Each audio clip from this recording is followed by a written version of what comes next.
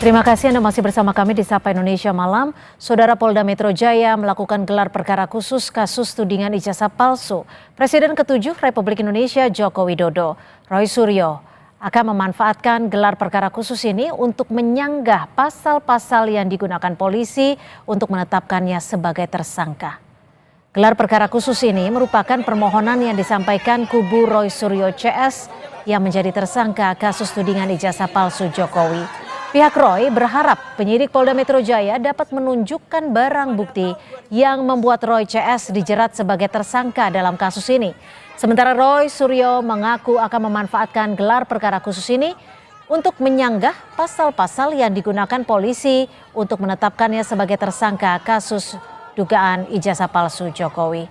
Menurut Roy, Jokowi menjadi orang pertama yang menyebabkan kegaduhan ini.